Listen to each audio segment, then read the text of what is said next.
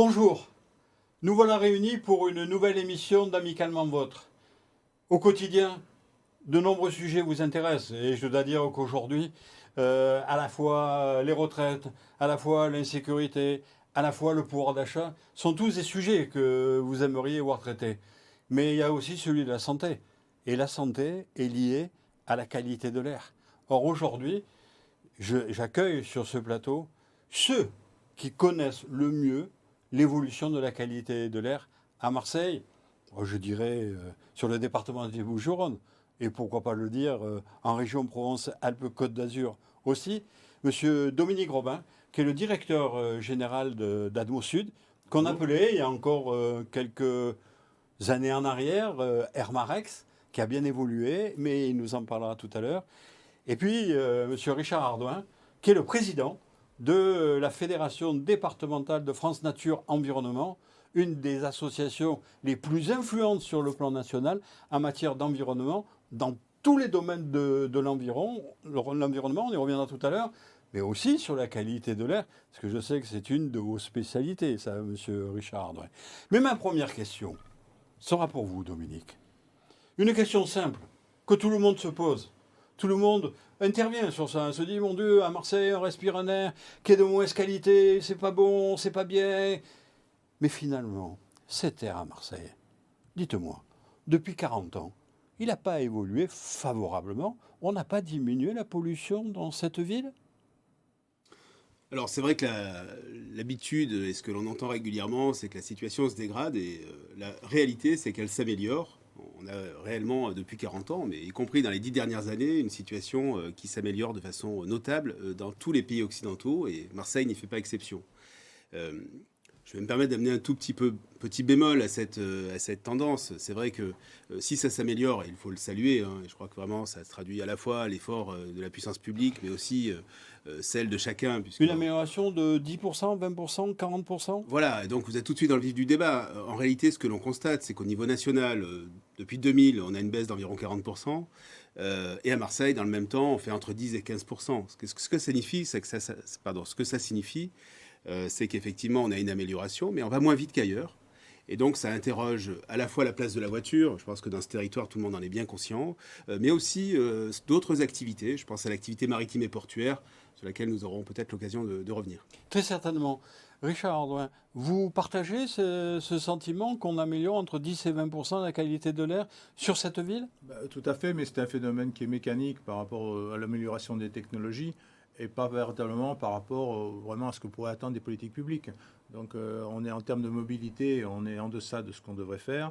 En termes d'industrie, notamment si on parle... On ne peut pas faire pire, il n'y a plus d'industrie à Marseille. Mais à Marseille, non, mais on est sous le vent quand même du golfe de Fos. Et à partir de là, ce qui se passe à ArcelorMittal, eh bien, disons, donc Marseille en bénéficie, quoi. Et donc, selon vous, qu'est-ce qu'il faudrait faire pour qu'on ait qu'un air pur à respirer dans cette ville où il faut quand même vivre, travailler, développer des points économiques et essayer toujours d'avoir la place de la deuxième ville de France? Eh bien, il faut avoir des politiques qui soient fortes, donc ça veut dire notamment en termes de mobilité, il faut non seulement, bien, je comprends qu'il y a la politique du critère, mais il y a également la sensibilisation, notamment si on mettait en place un radar de visualisation de la pollution de l'air, ça sensibiliserait les gens. Après, il y a effectivement de privilégier sur certaines zones donc des circulations donc à mode respectueux. Je parle par exemple d'une route qui est très saturée, c'est la route des Goudes par exemple. On devrait faire une zone de trafic limité pour améliorer. On devrait augmenter. Mais est-ce que c'est la zone la plus polluée de Marseille? Je ne suis pas sûr. Non, c'est pas la plus polluée, mais quand il y a des phénomènes de trafic importants, et quand il y a des blocages de la circulation, là il y a la pollution qui monte. Alors que nous avons une possibilité. Certes, on est bloqué par la mer, mais la mer, on peut faire du maritime, on peut faire de la navette maritime. On peut faire du cabotage, tout à fait. Actuellement, par exemple, la navette qui va au Goude, elle est très marginale, elle pourrait être développée. Mais finalement, je reviens vers vous, Dominique Robin. On parle des Goudes, on parle de l'avenue du Montredon, parce que c'est ça, en fait, qui amène toute la circulation automobile, où il y a un fort trafic l'été. Mais ce n'est pas l'endroit le plus pollué de Marseille. Selon mes souvenirs, les endroits les plus pollués de Marseille, c'est soit le boulevard Plombières, soit le carrefour de Sainte-Marguerite dans ce périmètre-là. Est-ce que j'ai des bons souvenirs? Est-ce que c'est la réalité? Ou est-ce que, comme vient de le dire Richard Ardouin, c'est les Goudes le plus pollué? Je crois pas. Hein. Oui, je crois que vous avez parfaitement un bon souvenir une bonne connaissance, si vous me permettez, de cette situation Je vous en marseillaise. prie. D'abord, ce qu'il faut bien comprendre, c'est que la qualité de l'air liée au transport routier, elle va être liée à 2 paramètres, la quantité de voitures et puis la rugosité urbaine, c'est-à-dire la façon dont la ville est plus ou moins dense. Et c'est vrai qu'en bord de mer, on a quand même une ouverture qui est favorable. Mais je voudrais revenir sur un des points que vous avez évoqués. Vous commencez en disant il y a l'économie et puis peut-être la santé ou l'environnement. Mais tout ça va de concert aujourd'hui. Les villes dynamiques sur le plan économique soignent également cette question environnementale et ont une attention pour la santé de chacun. Et moi j'aime bien cet exemple des Goudes parce qu'au fond, il est vrai que ce n'est pas la situation la pire de Marseille, soyons clairs, l'ouverture et donc cette ventilation assez naturelle que chacun peut percevoir avec la mer, évidemment favorable. Pour autant, on sait aussi que quand on regarde les seuils sanitaires, en particulier avec ces nouvelles lignes directrices de l'Organisation mondiale de la santé. 2021, à l'échelle mondiale, on ne parle pas de Marseille, on constate qu'effectivement, y compris dans ces secteurs, il y a des facteurs d'amélioration. Et comme le dit M. Ardouin, je pense qu'on a un sujet sur l'air, mais en réalité, il y a un sujet sur le bruit, il y a un sujet sur la mobilité, le bien-être. Et vous voyez, on n'est pas très loin de la question économique. Parce que si on fait des thromboses, en réalité, on ne va pas avancer beaucoup non plus. Donc on est dans la même barque. Mais bien sûr, nous sommes tous sur la même barque et nous devons tous comprendre les problèmes qui nous sont posés et essayer de trouver ensemble les solutions. À Marseille, vous savez que la difficulté, c'est trouver ensemble les solutions. Mais avec beaucoup d'habileté, vous n'avez pas répondu à la question que je vous ai posée. Alors, c'est Plombières ou Dromel-Sainte-Marguerite, les lieux les plus pollués de Marseille? Oui, de façon très directe, si c'était votre question, j'avais compris que c'était plutôt une allégorie pour nous amener vers Les deux. les Goudes. Les deux. Mais le sujet, évidemment, c'est qu'aujourd'hui, on sait que le boulevard de Plombières, c'est la situation la plus pénalisante. On a un très gros axe routier avec 80-90 000 véhicules jour. Une situation très fermée, vous voyez, ces bâtiments qui sont très proches. 90 000 Et- véhicules jour? Absolument. Ouh. Et puis cette passerelle qui vient finalement un peu fermer. Donc on n'est pas dans l'effet tunnel que l'on peut constater. Par exemple, je pense à la L2. M. Ardouin a beaucoup travaillé sur ces questions. Et c'est vrai que Oui. dans les situations très pénalisantes que l'on a à Marseille, on a celle-là indéniablement. Les Gouttes étant évidemment très loin de la situation qu'on vient d'évoquer. Bien sûr. Mais finalement, vous qui mettez toujours en avant, M. Ardouin, les solutions à préconiser, quelle est la solution à préconiser sur Plombières? Quartier défavorisé, abandonné par tout le monde, où la vie n'y est pas si agréable que ça, et où c'est l'endroit le plus pollué de Marseille. Qu'est-ce qu'il faudrait faire, selon vous, pour améliorer les choses, avant de l'améliorer au good? Bah là, déjà, sur Plombières, ce que je comprends, moi, c'est une circulation de transit. C'est essentiellement c'est pas de la proximité. Donc, c'est y trouver une solution. Déjà, peut-être la solution, c'est de supprimer la passerelle. Ah voilà une excellente solution Déjà, que les la première politiques chose. devraient mieux entendre. Et la deuxième solution, c'est de créer des flux qui ne soient pas que sur cet axe-là.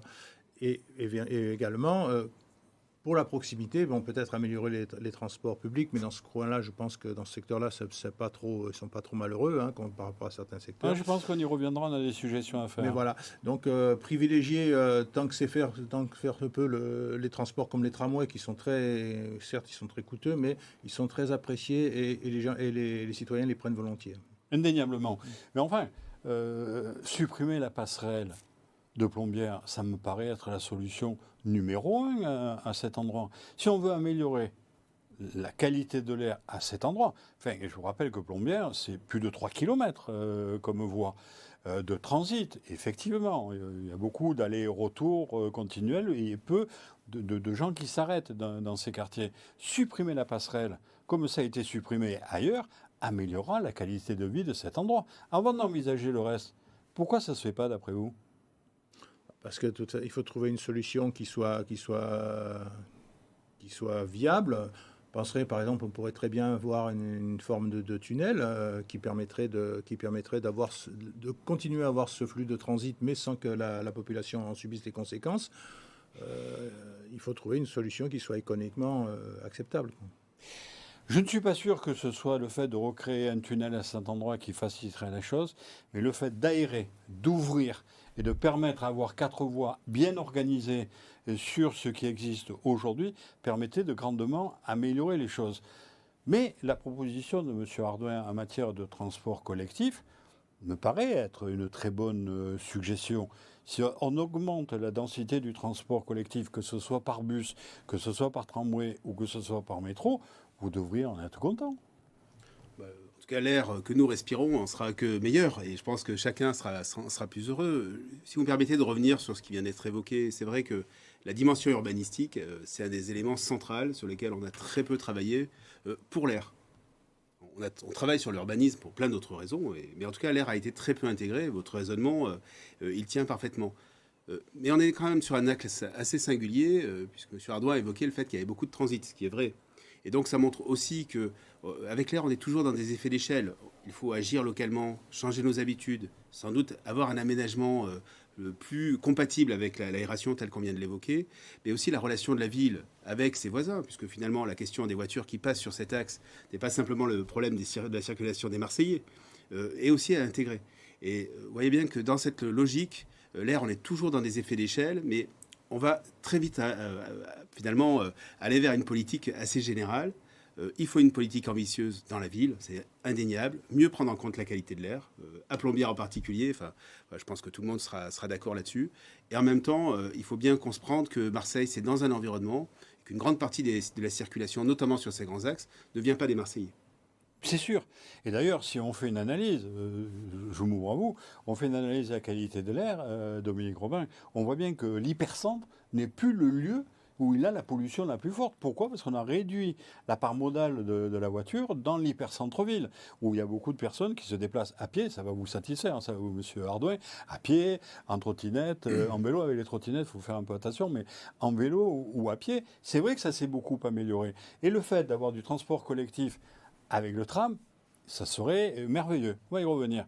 Mais enfin, quand même, sur les bus, si la métropole arrêtait d'acheter des bus au diesel, ça serait peut-être mieux. Et qu'elle achète davantage de bus électriques, vous ne pensez pas que ça améliorerait les choses ? Ou peut-être, si jamais ça arrive à l'esprit des grands décideurs, à l'hydrogène. C'est peut-être ça aussi l'avenir. Oui, c'est l'avenir, mais après, il faut peser la manière d'avoir cette énergie, se disposer de cette énergie. Alors, les bus électriques, ça veut dire qu'il va falloir créer de l'électricité. Donc, l'électricité, eh bien, il va peut-être falloir développer un peu plus le photovoltaïque en ville pour pouvoir avoir un peu, et pas dans les campagnes, hein, tant qu'à faire. Voilà, donc l'hydrogène, ça semble encore aussi un petit peu énergivore. Peut-être enfin, du côté monsieur du Ardouin, gaz. à l'instant, vous nous dites qu'il faut développer du tramway. Le tramway, ça marche quoi ? Oui, non, à mais l'électricité. oui, Et mais- l'électricité, si on veut des quantités importantes, c'est vous qui avez ouvert la porte, Ouais. il faut revenir sur Non, le nucléaire. mais bon, pour être un peu dans le Vous êtes ferroviaire, favorable au nucléaire je dirais pas ça. Non, pour être un peu. Par contre, moi, oui, j'y suis favorable. Voilà, pour connaître un petit peu le ferroviaire, c'est pas l'énergie la plus gourmande en électricité au rapport de voyageurs transportés. Hein, donc voilà, donc c'est. Eh bien, nous partageons, autant je dis qu'il faut recréer de la capacité de production électrique au travers le nucléaire, autant je suis tout à fait d'accord avec vous que les personnes transportées dans les transports collectifs électriques, tramway, train, métro, est celui qui a le meilleur rapport d'amélioration de la qualité de vie et du nombre de personnes transportées. Mais quand même, il y a un peu de polémique aujourd'hui. On attend tous les jours dans la presse que on va faire le tramway qui va vers le nord, on va le tramway qui va vers le sud, on va faire le tramway qui passe sur la corniche et on va faire le tramway des collines qui descend d'Allo jusqu'à Saint-Menet. Vous ne croyez pas que c'est que des promesses, voire un peu de pipeau ? Bah, il est certain qu'on parle beaucoup, mais on agit peu. Donc, à un moment donné, il faudrait quand même prendre un axe, s'y tenir et avancer. Bon, je sais que de chez nous, on préconise un tramway des collines qui aurait l'avantage de faire un contournement par l'extérieur. Ça me semble être une bonne solution. En plus, ça crée une D'autant voie que les une voie verte. réservations de terrain sont déjà quasiment faites à 80%. Je pense que ça s'appelait avant la RD 4D. C'est ça. Oui. Donc on a une possibilité. Vous avez vraiment le sentiment que la priorité, c'est de faire le tramway sur la corniche ? Vous n'êtes pas obligé de répondre. Vous n'êtes pas obligé de répondre, je vous comprends. Oh. Mais c'est vrai que si on arrive à modifier le transport collectif, et plus on aura de transport collectif non polluant, mieux ça améliorera la qualité de vie dans tous les arrondissements de la ville. Parce que je disais tout à l'heure que c'est le centre-ville qui a amélioré. Mais nous devons améliorer les arrondissements périphériques de Marseille qui subissent une pollution électrique forte. Donc nous venons d'évoquer le transport collectif. C'est une des solutions qui peut être préconisée. Et si la SNCF améliore ses nombres de rotations, c'est pas le président qui a dit qu'il voulait créer des RER partout en France et notamment à Marseille. Donc pour cela, il faudrait que la SNCF, vous qui l'utilisez quotidiennement, amène les trains à l'heure et peut-être avec un peu moins de grève qu'on a aujourd'hui pour que vous puissiez en bénéficier. On serait tous contents. Vous le premier, non? Qu'en pensez-vous? Non, mais je reviens à l'économie. Tout le monde serait beaucoup plus content d'avoir une circulation et une solution de transport collectif plus ambitieuse. Et la question du train, elle est centrale dans ce territoire, c'est évident. Moi, j'irais un peu plus loin que France Nature Environnement sur la question de l'électricité en ville. J'ai vu les atermoiements de M. Ardouin sur cette question. Je crois qu'il faut être clair. Dans les centres urbains, aujourd'hui, l'électromobilité, c'est l'avenir. Il va falloir qu'on prenne cette mesure-là. Le bus diesel, bon, c'est vrai, en périphérie, quand il fait de grandes distances, l'écart, tant qu'on n'a pas d'alternative, je pense qu'il faut être scrupuleux sur le traitement. Il ne faut pas être trop tolérant là-dessus. Acheter des bus diesel 40 en 2016, on sait qu'on les garde 10-15 ans. Non, ce n'était pas le meilleur choix possible. Qu'on se tourne vers l'électrique et qu'on lance l'idée de l'hydrogène. C'est très important pour vos enfants, monsieur Dominique Robin. Mais absolument, et moi j'en suis convaincu, et je ne le dis pas à titre personnel, je le dis simplement en tant qu'expert aujourd'hui, pour l'air, les meilleures solutions aujourd'hui, c'est la pile à combustible, c'est-à-dire l'hydrogène, et ça c'est sans doute pour demain ou après-demain, on voit bien un petit peu la vitesse avec laquelle ça va. Ceci dit, d'autres régions du monde sont en avance sur cette question, donc peut-être qu'on pourrait accélérer un petit peu le pas, et en tout cas l'électromobilité sur ce territoire, c'est vraiment la clé à moyen terme. Je crois que vous aviez été peut-être le premier à mettre en place des bus quand vous étiez président à la métropole de la mobilité et des transports. Les bus électriques, aujourd'hui, ils fonctionnent. Très bien. Ce n'est pas une technologie du futur. Donc là, on a quelque chose de concret pour demain, pour massifier finalement cette façon de se déplacer de façon plus moderne, plus respectueuse de notre ère, plus silencieuse, vous l'avez évoqué tout à l'heure. Tout à fait. Allons-y. Alors, nous avons évoqué l'air ambiant que nous respirons dans les rues, dans nos quartiers, sur Marseille. On sait bien qu'au fur et à mesure des années, ça s'est amélioré. Mais la modernité, mais l'économie s'est développée et a amené une forme de pollution qui fait qu'aujourd'hui, vous l'avez dit avec beaucoup d'assurance, on a entre 10 et 20% d'amélioration de notre qualité de l'air. Et tout ça, ça provient essentiellement des croisiéristes avec les bateaux qui restent à quai toujours en fonctionnement, et qui contrebalancent l'amélioration de la qualité que nous avons fait, qui dégrade la qualité de l'air. Alors, ce serait peut-être un peu rapide de considérer que l'activité maritime est seule en cause dans finalement cette faible pente, c'est-à-dire cette amélioration qui est moins forte que le reste de la région, le reste de la France en l'occurrence. Je pense que la question de la place de la voiture, même si ça s'est beaucoup amélioré dans le centre-ville, ça reste un sujet. Donc comment on organise mieux la ville de Marseille dans la métropole? Vous voyez, on a traité cette question directement. Mais il est vrai qu'on a cette activité maritime que chacun connaît. Vous l'avez évoqué également, le principal aujourd'hui émetteur, c'est quand le navire est à quai. Oui. C'est-à-dire qu'en fait, il émet beaucoup moins parce qu'on a des moteurs qui sont des moteurs auxiliaires pour fabriquer l'électricité, mais il reste longtemps.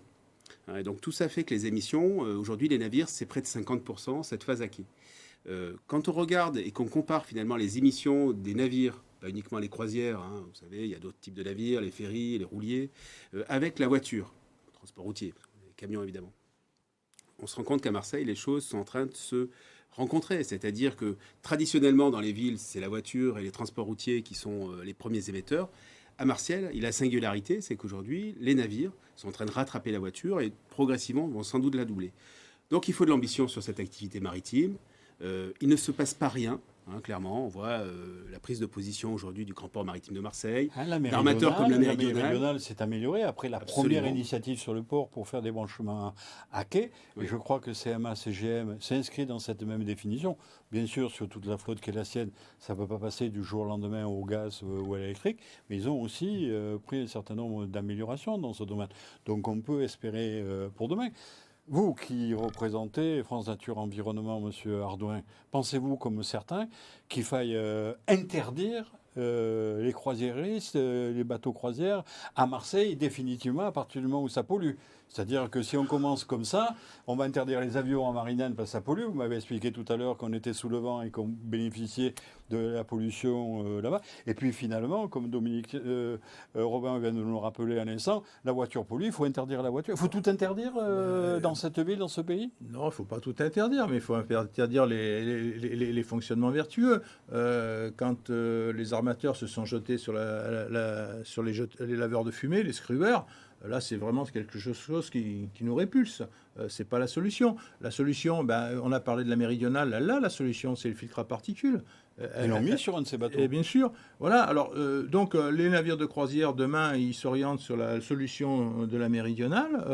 Ça ne nous pose pas de problème. Voilà. Mais par contre... Simplement qu'ils expriment plus de volonté vertueuse. Qu'ils se servent de l'outil que leur a offert la réglementation internationale, d'avoir un dispositif qui lave les fumées, non, ça c'est inacceptable. C'est très clair.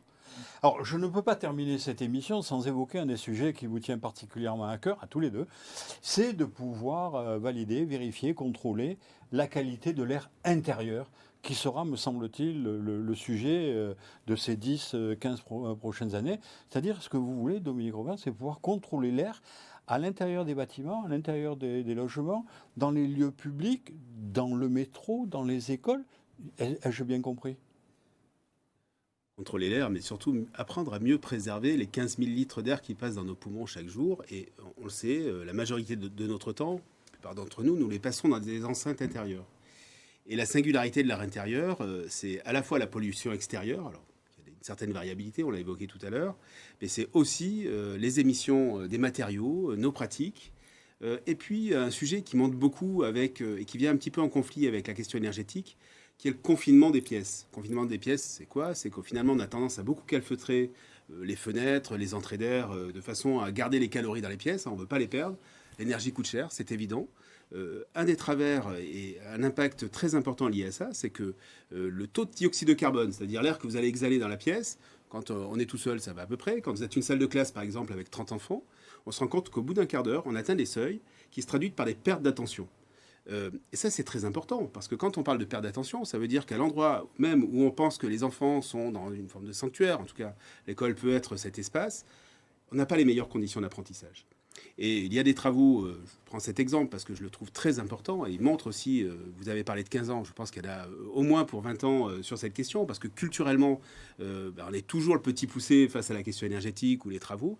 Mais je pense aux travaux de Laurent Janin, qui est titulaire d'une des grandes chaires de l'école du futur dans le monde. Il y en a 3 dans le monde, il est à Cergy-Pontoise, c'est pas un Marseillais, qui montre que si on met les enfants dans très bonnes conditions environnementales à l'intérieur de l'école, on peut rattraper le handicap social.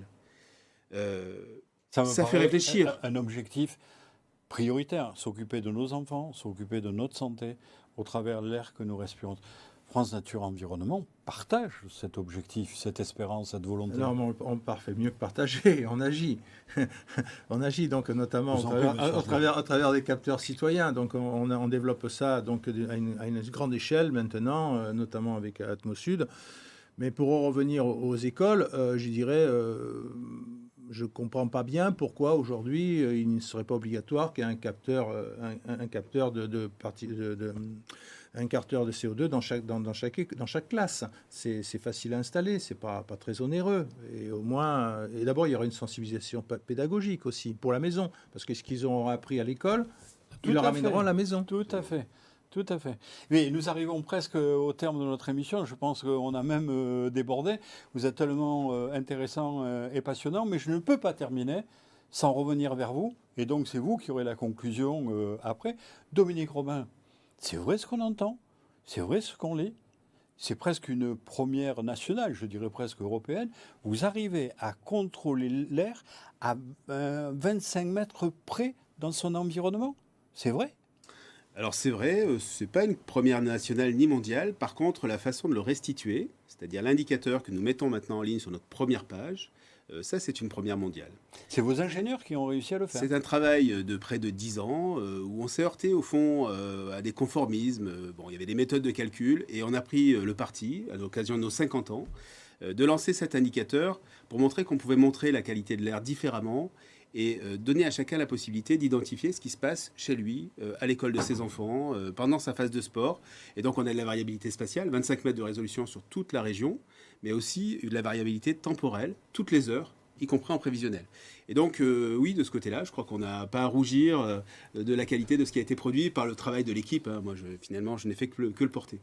Non, vous en avez été le chef d'orchestre, même si vous avez dans vos équipes des solistes de grande qualité. Il faut avoir un grand chef d'orchestre pour que derrière l'harmonie musicale puisse se faire. Bravo à vous, bravo à vos équipes. Richard Hardouin, vous travaillez avec des gens de compétences, de savoir, de bonne intelligence. L'espérance de l'avenir, vous l'avez totalement. Oui, on cherche, nous, à faire que chaque citoyen devienne acteur de sa qualité de l'air. Donc, on l'a commencé, on l'a fait d'une manière forte à Saint-Chamas. Là, actuellement, on explore la nouvelle énergie qui est de la méthanisation avec ses inconvénients. Donc là, on va voir il y a quand même quelques avantages. Oui, il y a quelques avantages, mais justement, on va explorer ce domaine et on va l'explorer le 25 mars à Fuveau.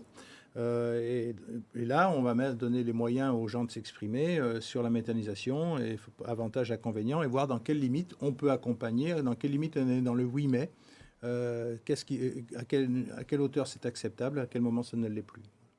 Merci infiniment, messieurs, Merci Richard Hardouin, Dominique Robin, d'avoir participé à cette émission. J'espère que vous avez mieux perçu le travail qui s'effectue par les équipes, la perception que l'on peut avoir de la qualité de notre air et tout ce qui est mis à disposition des collectivités, des décideurs pour qu'on améliore notre environnement, améliore notre cadre de vie. Je pense que j'aurai l'occasion de vous réinviter à cette émission, tellement c'est riche d'échanger avec vous. Je vous donne rendez-vous pour un prochain numéro d'Amicalement Vôtre.